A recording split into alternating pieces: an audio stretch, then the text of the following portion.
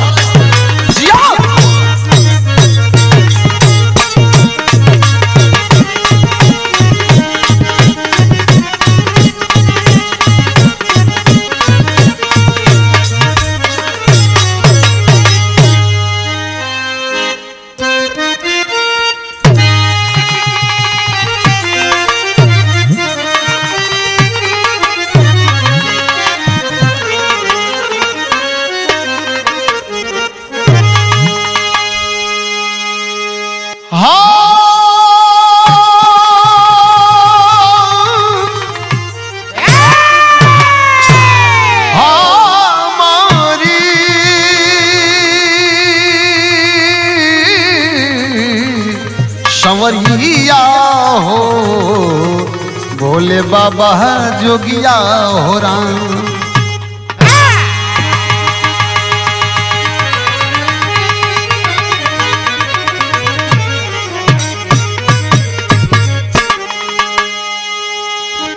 अच्छा साथियों, हम गायक पंकज पुजारी आप सबके बीच में एक गीत प्रस्तुत है। ये कोई विरहा नहीं, ये कोई गीत नहीं, ये भावभीनी श्रद्धांजलि। अभी आप लोगों ने सुना होगा, पढ़ा होगा, देखा होगा, छत्तीसगढ़ में नक्सली हमला। आइए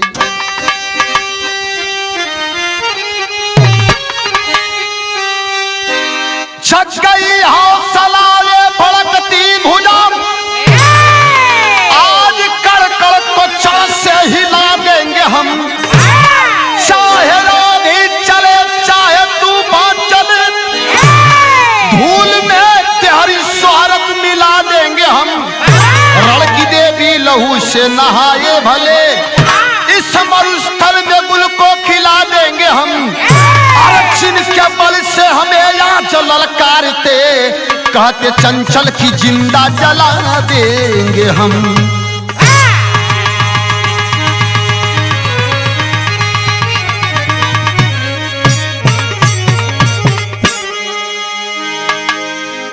मैंने बताया कि कोई बिरहा नहीं है। अभी मैं गिनाऊंगा। 2014 से 2021 आ गया। समझे वालों खातिर इशारा काफी है। राष्ट्रीय सुरक्षा के बारे में मैं बोलना चाहता हूं, समझदारों के लिए इशारा काफी है। मोहरा आर्मी 2014 11 जवान शहीद। पठानकोट 2016 5 जवान शहीद। नगरकोटा 2016 की ही बात है, 7 जवान शहीद। 2016 की ही बात है। बारामूला 1 जवान शहीद। उरी 2016 17 जवान शहीद। सुकमा 2017 25 जवान शहीद। सुकमा 2018 9 जवान शहीद। पुलवामा के बारे में तो कौन नहीं जानता, 44 जवान शहीद। गलवान 2020 आइए 25 जवान शहीद। 2021 चलत सुकमा 22 जवान शहीद। ये राष्ट्रीय सुरक्षा है, गौर करिएगा। लेकिन बिरहा में ये हमार नई पेशकश है।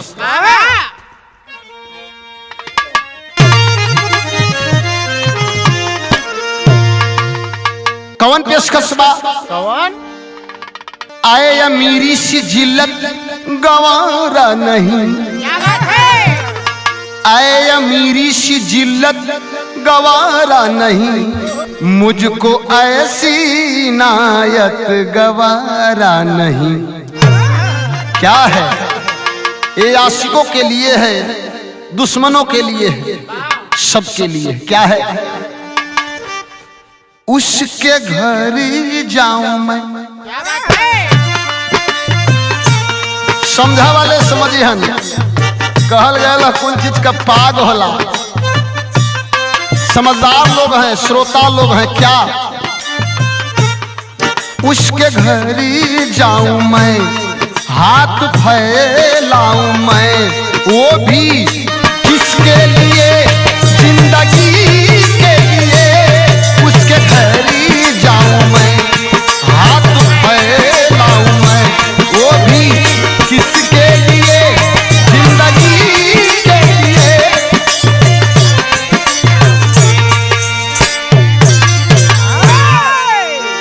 ऐ मास्टर, किसको कातिल कहूं, किसको कहूं, किसको कहूं, किसको कातिल कहूं, किसको इल्जाम दूं, किसने बिस्मिल किया, बिस्मिल, किसने बिस्मिल किया, किसने लूटा मुझे, क्या कहूं या खाना मैं कहाँ लुट गया।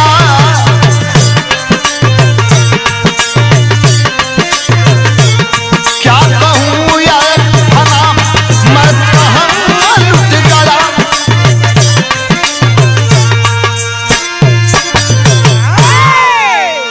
विरह का शुरुआत है जैसे कैसे मास्टर,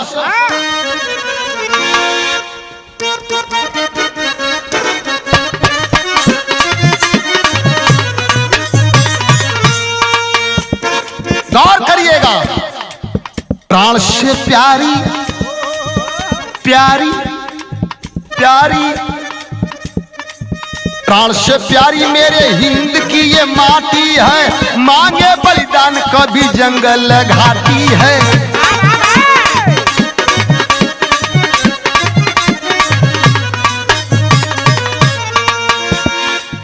कभी आतंकी जुल्म सरहद पर मचाते हैं, कभी आतंकी जुल्म सरहद पर मचाते हैं, छुपे नक्सली कभी गोलियां चलाते हैं।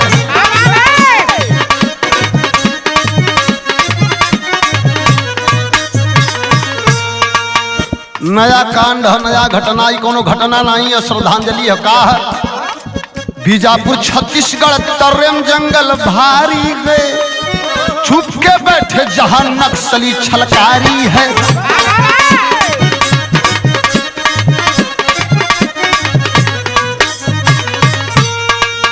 कमांडर माडवी हिडमा छुपा था जा करके, चली बटालियन पकड़ने खबर पा करके।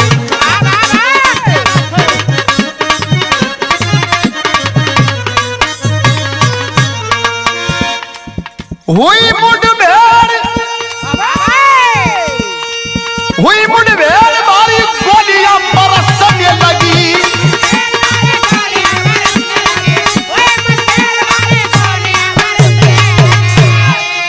तो हुई मुठभेड़ और भारी गोलियां बरसने लगी, मौत के तांडव से जिंदगी तरसने लगी।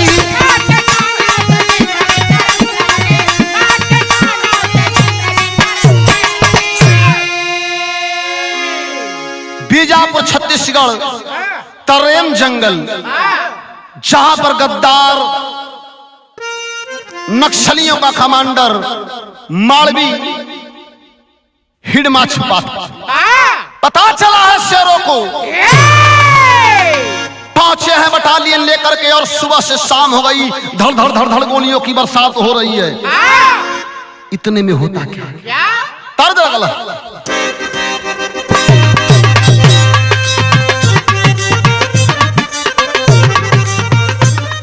कौनो दुल्ही परेशान, अपने दुल्हा से कहत बा, घुसिया के कहत बा का, साझे से नाच देखे गईला बारात में।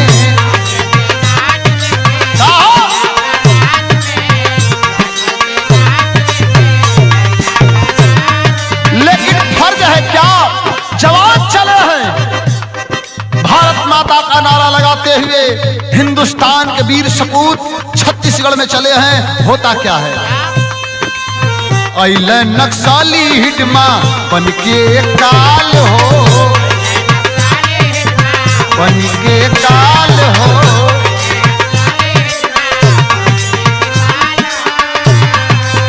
बीजापुर के जंगल देखा भइल लाल लाल हो, भइल लाल लाल हो।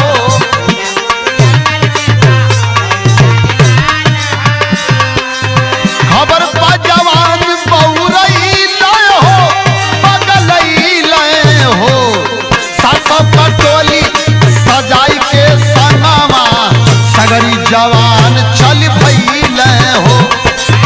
सासो कटोली सजाई के संगवा सगरी जवान चल भइल हो।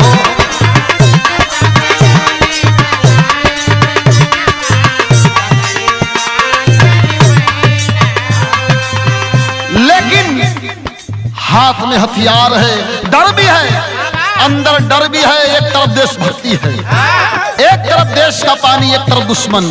करते क्या है? सब ही बाजोश में बात सुनी रोश में।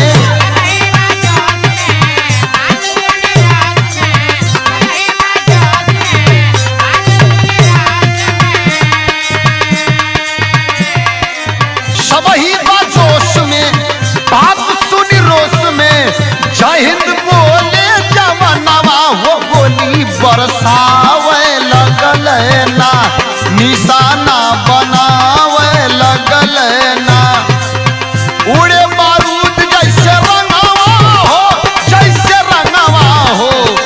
सासा कटोली सजाई के संगवा सगरी जवान चल भइल हो।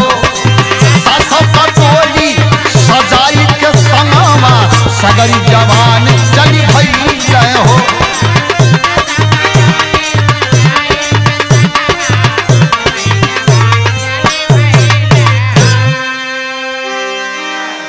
चलो हाथों हाथ टूट लिया जाए।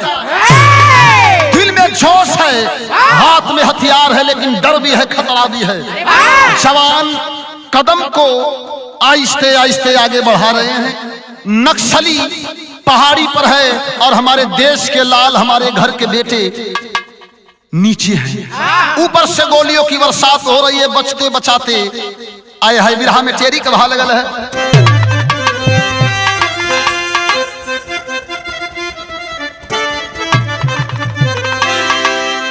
जमाना जिनकी गीत गाएगा, भैया जमाना जिनकी गीत गाएगा। सर पे बाद कपन है चला वीर मस्ताना। अरे जमाना जिनका गीत गाएगा। सर पे बाद कपन है चला वीर मस्ताना। जब चले हैं तो होता क्या है?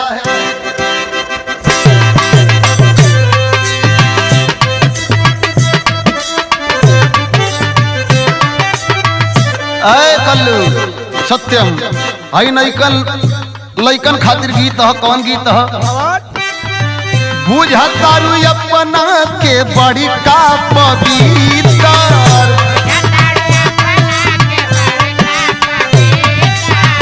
बुझतारू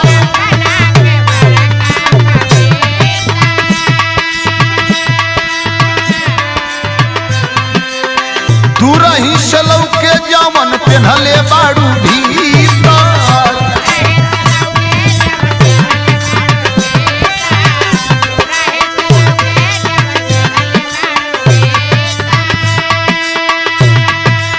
लागता डिजाइनर तोहर बाटे अलग दराजी दराजी दराजी। कौन सा नस्ल बाटर तोहर दराजी।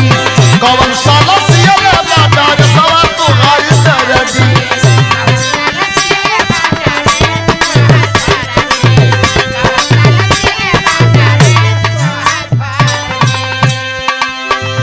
गरजल बोली गना जंगल भीतरिया।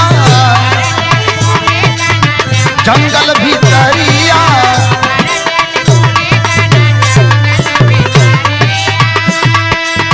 चढ़े नक्सली पहाड़ के ऊपरिया।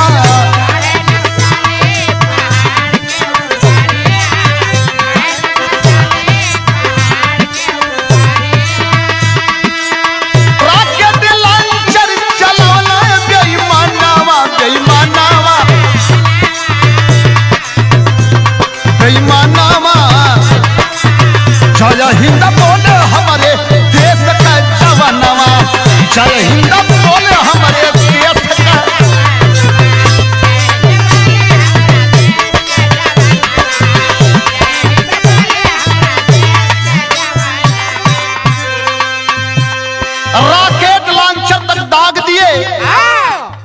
एक लाश ऊपर से गिर रही है तो एक लाश इधर से। वहां की व्यथा मैं क्या बताऊं, गजब का दृश्य है। लोग जान पे खेल रहे हैं मेरे देश के जवान। धड़ धड़ धड़ धड़ गोलियां चल रही हैं, उधर से लाकेट लॉन्चर भी दाग दिए। तो होता क्या है,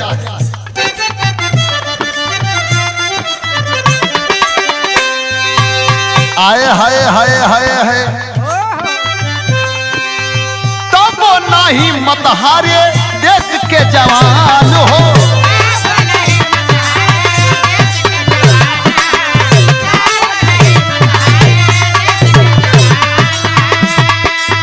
सुबह से शाम तक भैया घमासान हो।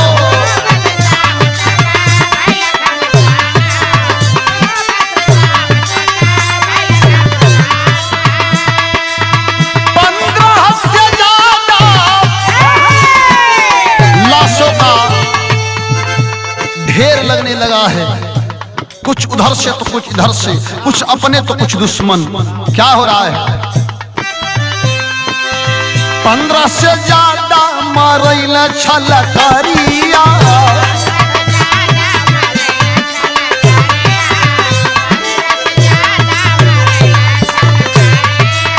आगनियन फैलल बा देश में खबरिया।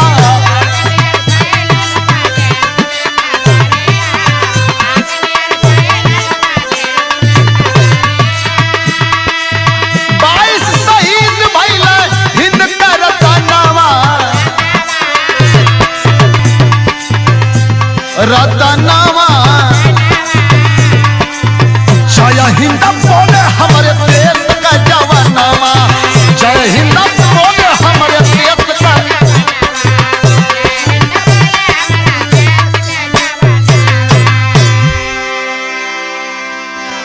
गोलियों की तड़तड़ाहट बंद नहीं हो रही, आस पास के इलाकों को ब्लॉक कर दिया गया। लेकिन है सुबह से शाम तक हो गई है, 15 से ज्यादा नक्सलवादी मारे गए।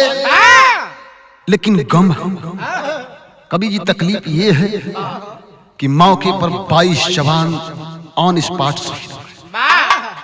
मैं क्या गाऊं, मैं क्या बोलूं, मैं क्या कहूं, एक दर्द है। और मरने के बाद, शहीद होने के बाद मेरे देश के जवानों पर वो कमीने क्या करते हैं। ये घटना फौजी वकील भारद्वाज तुरंत उसी दिन कवि जी को बताए। क्या करते हैं, तलसिया पलास गिरल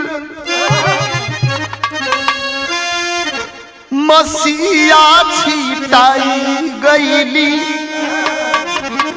लूटे हथियार सारा पापी बेईमान। गोड़वा से बूट खोली लिहल जवानवन के। बतावे वकील फौजी गाजीपुर मां कनावा। 10-10 गोली लागल एक एक जवानवन के। चंदौली कलाल वही में धर्म देव वीर ठेकहा बड़ा गौवा काला जे कर। रामाश्रय गुप्ता बाप जे कर साहबगंज थाना। क्या बीत रही है पूरा हिंदुस्तान ही नहीं, चाहे चीन हो, जापान हो, तिब्बत हो, कोरिया हो, श्रीलंका हो, थाई हो, बर्मा हो, जहां तक हिंदुस्तानी है, सोशल मीडिया के द्वारा यह खबर पहुंची, सबका दिल दुखा है। चंदौली का लाल, ठेकहा बड़ा गांव, बाबूजी रामाश्रय गुप्ता जी, जिनकर बेटवा वही में शहीद भयल हुए, धर्मदेव गुप्ता। फोन आया घरे। एक बात और, धर्मदेव जो शहीद हुए हैं छत्तीसगढ़ नक्सली हमले में, उन्हीं का एक भाई है धनंजय गुप्ता जो सीआरपीएफ में तैनात है। तर्ज है, कि बाबू दरोगा जी अरे कवन गुनैया बनला पियावा बाबू दरोगा जी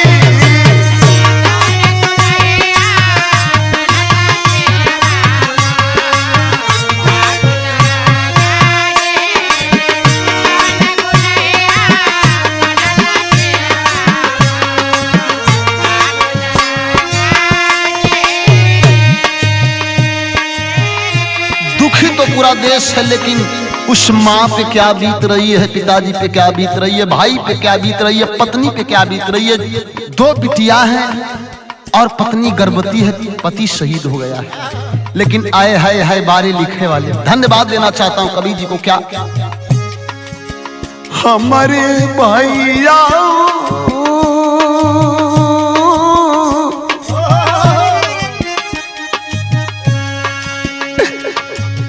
हमारे भैया रोवल माई बाबू छतिया खाए हमारे भैया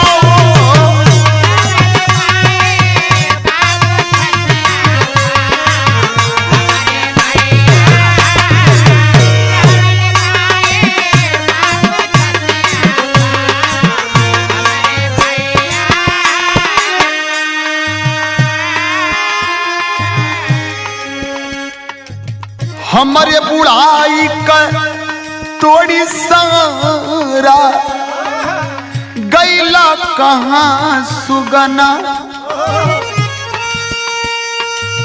पत्नी मीना देवी कवली रुसला काहे सजना हमारे भैया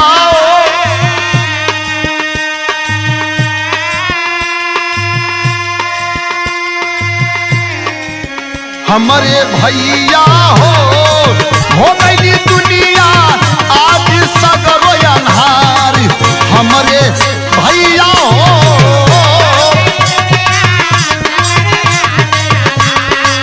हमारे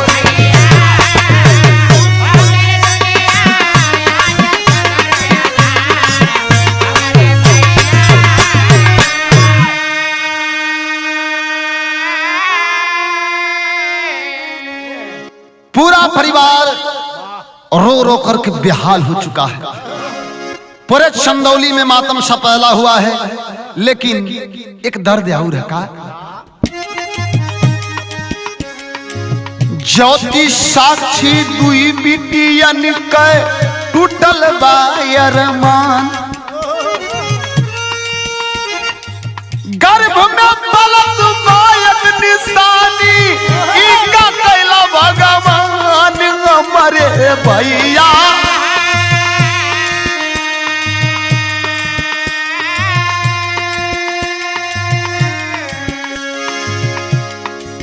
हमारे भैया मुहवा ना देखल न कैसन बाप हमारी हमारे भैया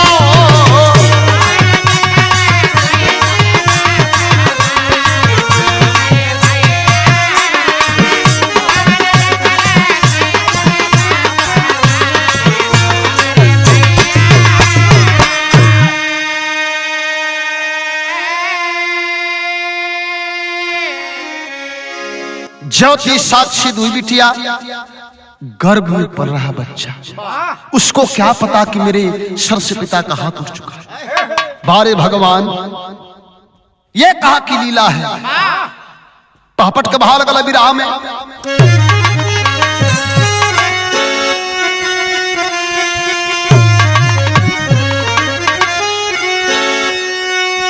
लाश आइल बाप सोमवार के रतिया छतिया फाटले अनिखरा नाई मुहवा से या पतिया छतिया फाटले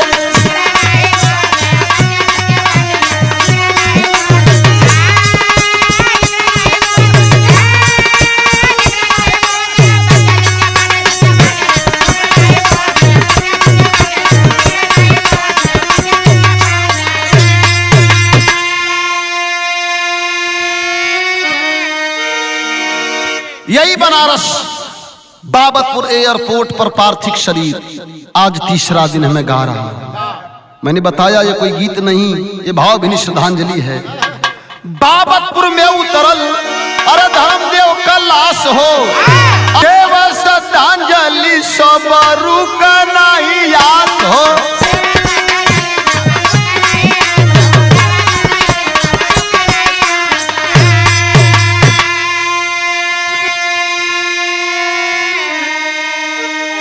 दिहला विधाना कैसन विपत्तिया छतिया फाटले, कैसे दिनवा कटी रतिया छतिया फाटले। मैं क्या कहूं, बिखरा सा परिवार पड़ा है। आल्हा का भाव लगल है।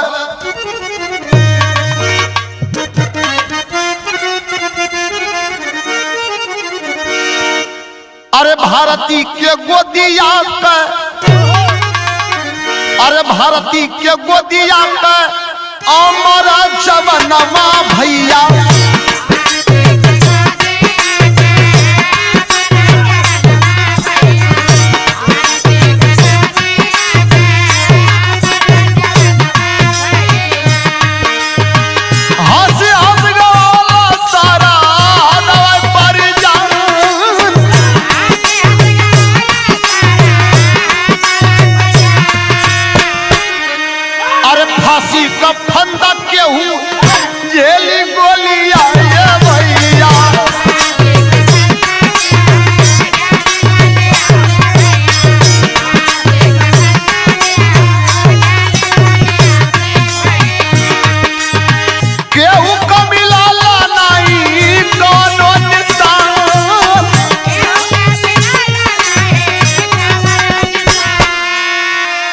शाहगंज थानवा छुटल दुआरा पे भैया।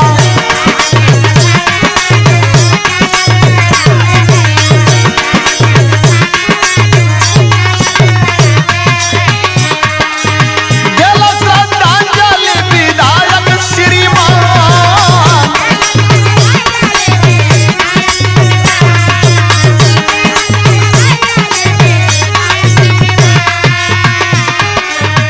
लसिया पगिर के रोवे मीना गुजरिया बाबू।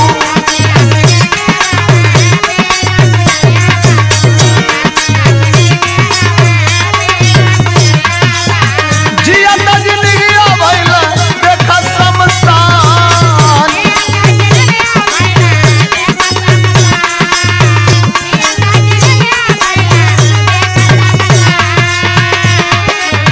नेता सब लोग आके दुखवा जतवला बाबू।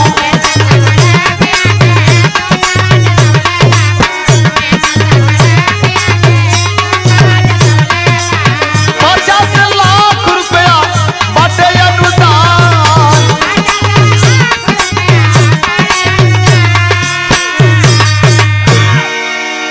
जो जहां से सुना, चाहे गाजीपुर हो, मिर्जापुर हो, जौनपुर हो, आजमगढ़ हो, बलिया हो, गोरखपुर हो, वहां से दौड़ा चला आया चंदौली के लिए।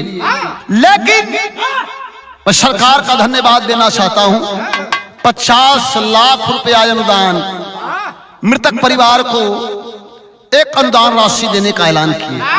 लेकिन जेकरे घरे का बेटवा शहीद हो गए लोन ओकरे बदे 50 लाख नहीं।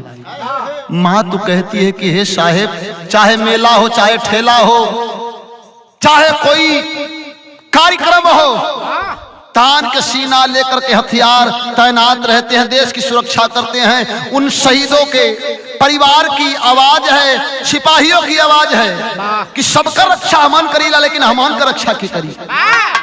खड़ी का भाव लगल है। और खड़ी के लाइन में कवि जी ने व्यंग्यात्मक शब्दों से संबोधन किया है सरकार को। क्या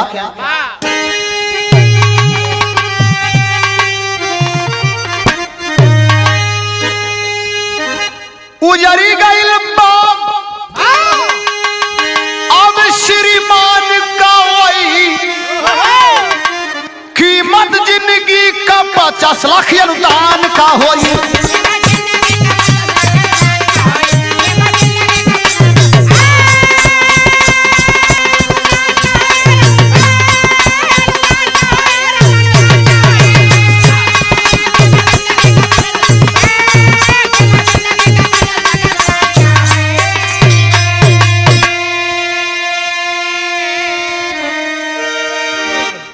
सुस्ती में कुछ स्फूर्ति लियावा, देशवा से अपने नक्सलवाद के मिटावा।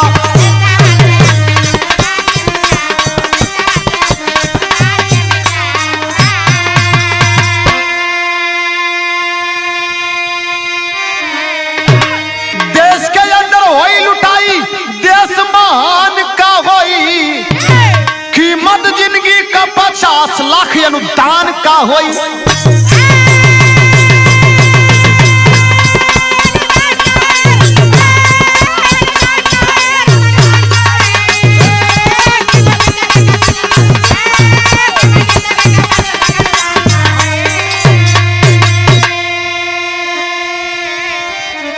मैं पंकज पुजारी अपने पार्टी की ओर से अपने गीतों के माध्यम से भावभीनी श्रद्धांजलि देता हूं। क्या श्रद्धा सुमन अर्पित आंसू भर नया नवा, अरे करिहा कबूल हमारे भाई सो जावा नावा।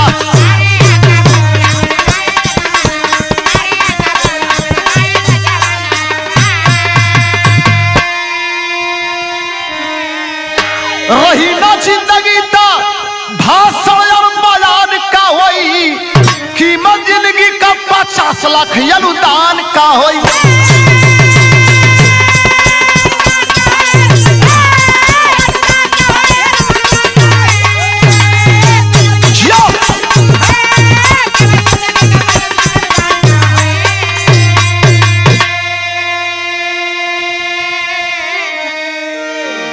बिरहा समाप्त।